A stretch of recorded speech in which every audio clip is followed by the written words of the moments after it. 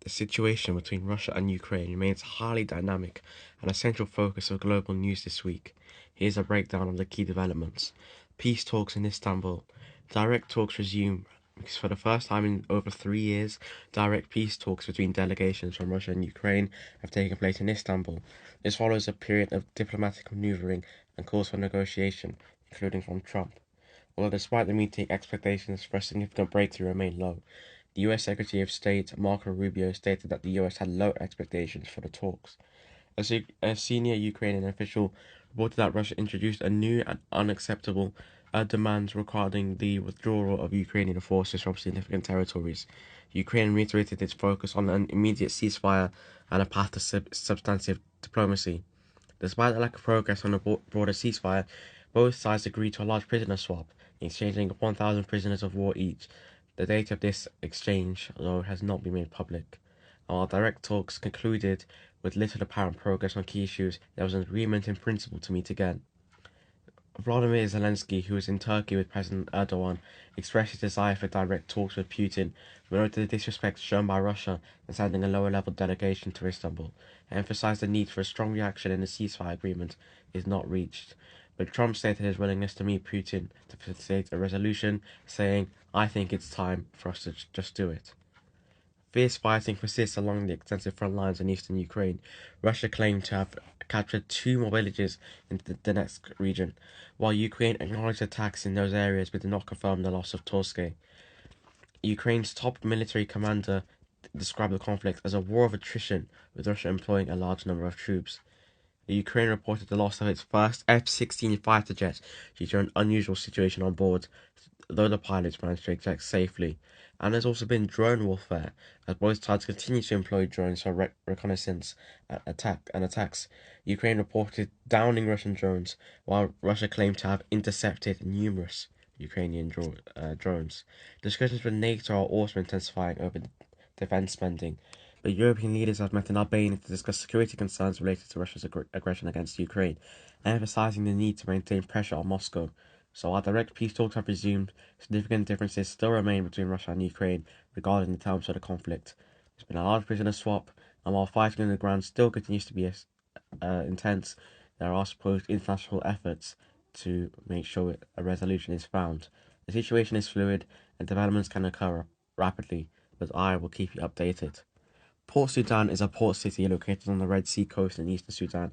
It's the capital of the Red Sea state and serves as Sudan's main seaport, handling approximately 90% of the country's international trade. The population was estimated to be around 395,000 back in 2008. The current situation is tense. On was This week alone, there have been drone attacks. The international airport, the main seaport, and fuel depots have all come under sustained drone attacks, as well as a power station, army base, civilian facilities. There's been a massive humanitarian impact, as the humanitarian situation is horrible, and Port Sudan is the primary entry point for aid personnel, medical supplies, and food. So this disruption to it threatens the delivery of safe, life-saving assistance to millions in need across Sudan. Displacement and fear. The drone attacks have caused significant displacement from Port Sudan residents, including those who have sought refuge there from other conflict-stricken areas and now fleeing. Eyewitnesses reports are living in fear due to constant threat of attacks. The Sudanese government has largely relocated to Port Sudan due to the intense fighting in the capital of Khartoum, and this has accused the United Arab Emirates of supporting the RSF's attacks and severed ties with the UAE. They claim the drones have launched from the UAE in the Red Sea, but they have denied these allegations. Port Sudan is also a crucial economic, military, and political target. It hosts the country's main port and the only functioning international airport. So it is therefore very strategically important, and there have been regional tensions. The attacks on Port Sudan have raised many regional tensions, particularly between the UAE and Turkey, who are seen as opposing sides in the Sudanese conflict. There are reports of Turkish technical support aiding the Sudanese army drones operations in Port Sudan. Port Sudan was founded by the British administration of Anglo-Egyptian Sudan between 1905 and 1909. It was a colonial city planned and designed by Europeans with the aim of facilitating trade and administration. There's also an oil pipeline between Port Sudan and Khartoum, solidifying its economic importance. And due to the intense fighting in Khartoum, uh, Port Sudan has now become the de facto capital of Sudan, hosting many governmental functions, international organizations, and diplomatical missions, making it even worse. There's so much that's happened there recently. Climate change is on the minds of many, with even religious figures talking about it. Pope Leo XIV's statements on climate action. Following his recent election, Pope Leo XIV has reportedly spoken out on the urgent need for climate change action, reiterating the Catholic Church's commitment to environmental protection. This could involve calls for global cooperation and ethical considerations in addressing the crisis.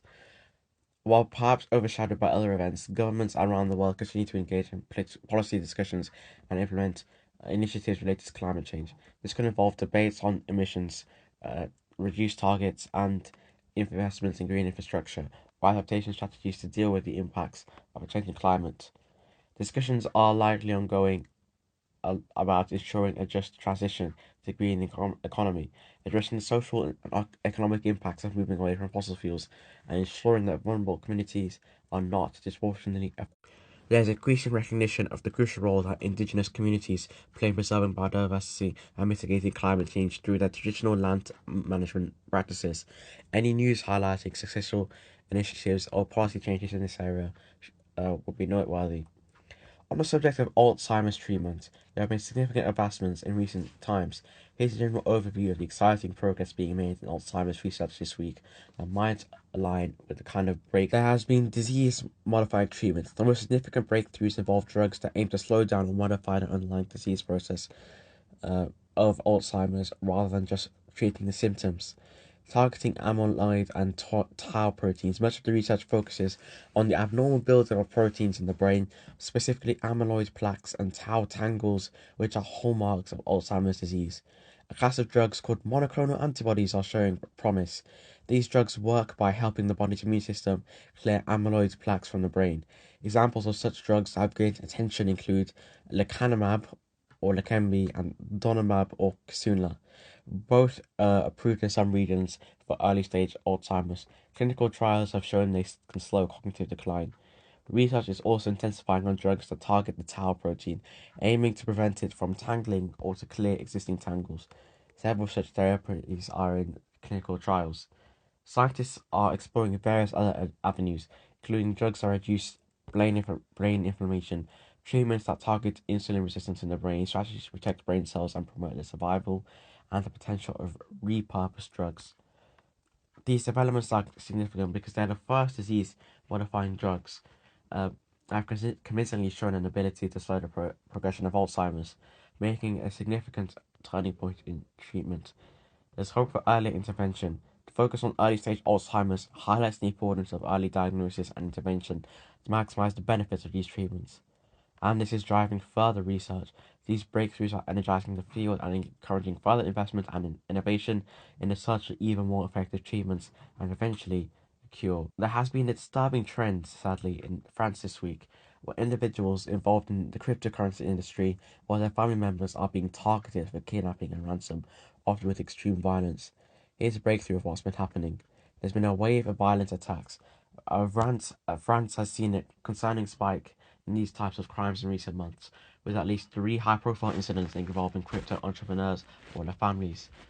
Modus operandi: the kidnappers often use brutal tactics, including torture or mutilation, such as cutting off fingers, to pressure victims and their families into paying large ransoms in cryptocurrency, which is difficult to trace. Just this week, masked men attempt to kidnap the daughter and grandson of Pierre Notsat, the CEO of the French cryptocurrency platform Premium, in broad daylight in Paris. Bystanders intervened and the kidnapping was unsuccessful, but the incident was caught on video and has raised widespread alarm. There's also been a kidnapping of a crypto marketing firm's owner's father. In late April, the father of a crypto marketing firm owner was kidnapped in Paris and held for ransom for over 2 days. He was discovered with a severed finger after a police raid. And there's a kidnapping of a Ledger co-founder. In January, David Ballon, the co-founder of the French crypto firm Ledger, and his wife were abducted from their home. Ballon was also mutilated, and a large cryptocurrency ransom was demanded before they were rescued by the police. The primary motive appears to be potential for large and traceable ransoms and cryptocurrency from individuals perceived to be wealthy due to their involvement in the crypto market. The French government, particularly Interior Minister Bruno Retailleau, is taking these incidents very seriously. Enhanced security measures are being promised for crypto entrepreneurs and their families, including priority measures and uh, more access for emergency services and security briefings and home security assessments. There's also a focus on training law enforcement in anti-crypto asset laundering techniques. There's a lot of anonymity and potential of high value, and crypto also has a decentralized nature. France is not the only place where such incidents have occurred. There have been reports of crypto-related kidnappings and extortion attempts in other countries as well, suggesting this is a growing concern within digital asset space. This could affect anyone, not just in France. Hopefully it doesn't affect you. But this is really horrible. But what do you think? See you next Sunday.